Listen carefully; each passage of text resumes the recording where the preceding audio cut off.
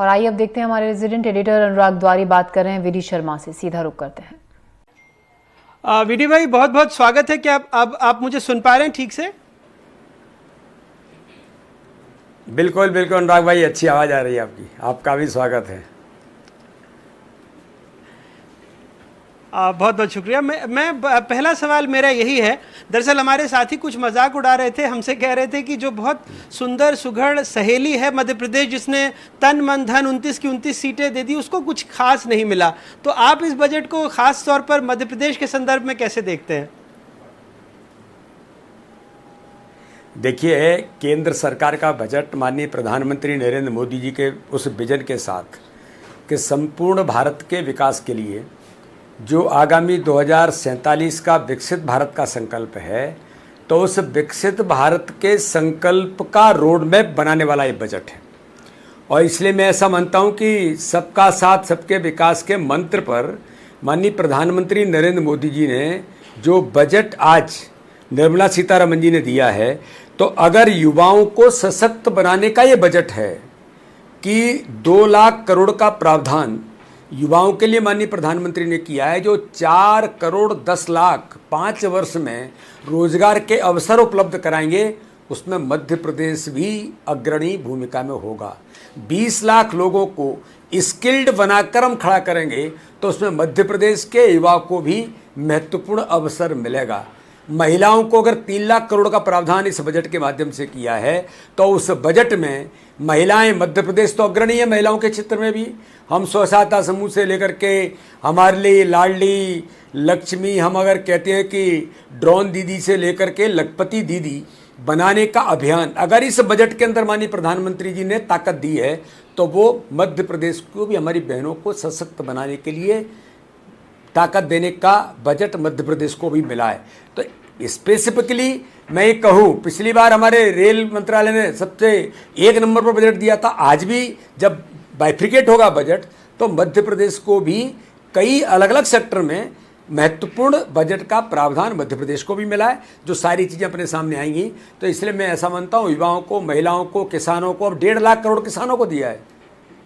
हमारे गरीबों के लिए 3 करोड़ परिवारों को प्रधानमंत्री आवास अगर उपलब्ध होगा, तो मध्य प्रदेश तो पहले नंबर पर है, तो आज भी फिर मध्य प्रदेश पहले नंबर पर होगा। तो इसलिए मैं ऐसा मानता हूँ, गरीब, किसान, नौजवान, युवा, इनको ताकत देने वाला बजट है जो माननीय प्रधानमंत्री जी कहते हैं।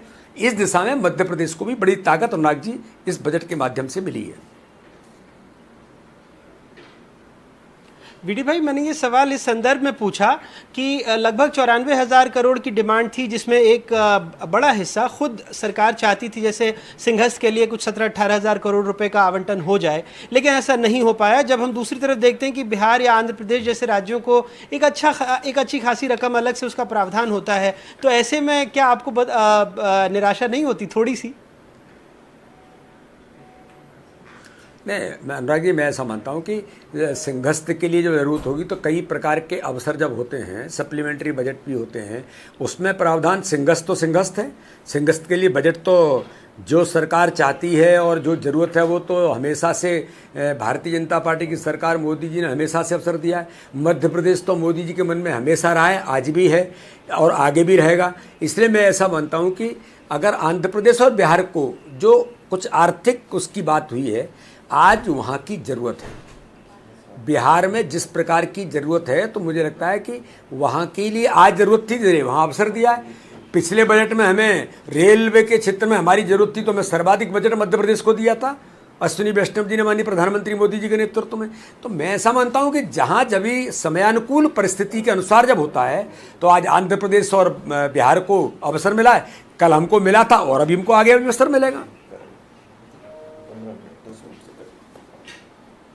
आपके सांसद रहते खजुराहो में बहुत ज़्यादा प्रगति भी हमने देखी, सड़कें देखी, वहाँ बहुत विकास हुआ है, लेकिन एक बहुत बड़ा टूरिस्ट सेंटर है। क्या आपको लगता है कि ऐसे इलाकों के लिए, बुंदेलखंड के जो पिछड़े इलाके हैं, उसके लिए पर्याप्त ध्यान रखा जाएगा, या जैसा आपने कहा कि आगे सप्लीमेंट्री बजट में भी कुछ व्यवस्था की जा सकती है, क्या आप मांग करेंगे इसके लिए?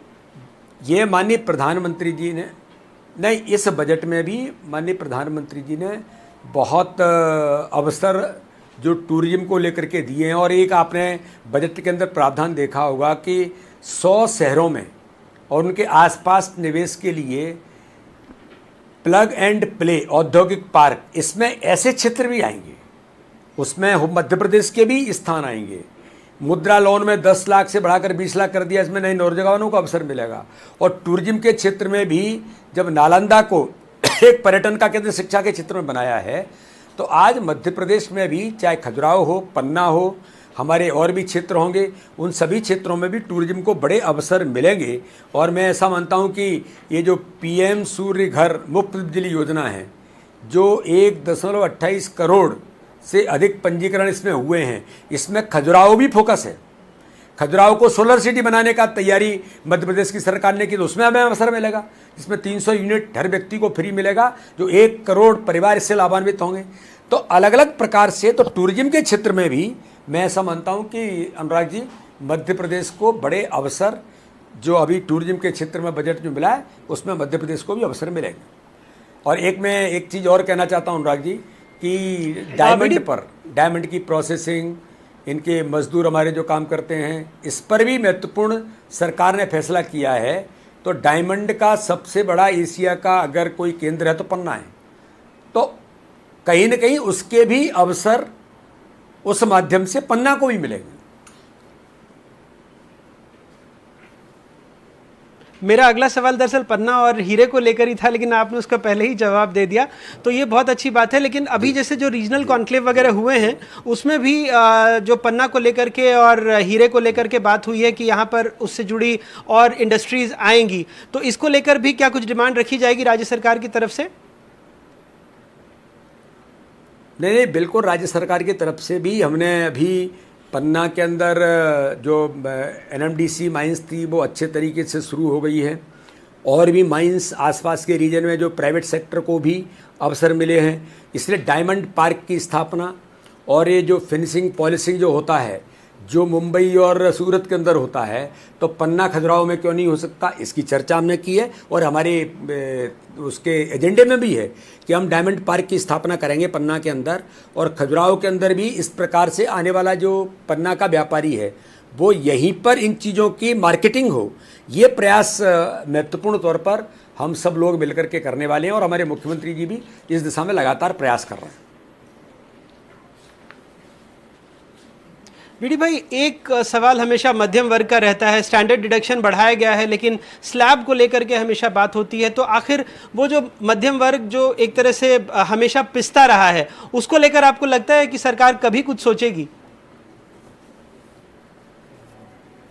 नहीं, मैं ऐसा मानता हूं कि इस बजट में तो ये जो बजट है, ये बजट मध्यम वर्ग को, जो न्यू मिडिल क्लास बना है, ये बजट उनके सशक्तिकरण की निरंतरता का बजट है। जो मिडिल क्लास जो बना है, इसके बारे में कहीं न कहीं ये बजट उन्हें सशक्त बनाने का बजट है, जो इसके अंदर जो प्रावधान हुए हैं। तो इसलिए इस दिशा में कि देश की गरीबी को समाप्त करते हुए गरीबों का सशक्तिकरण करना और मध्यम वर्ग के लोगों को ताकत देना, तो इस बजट के अंदर इस प्रकार के प्रावधान हैं।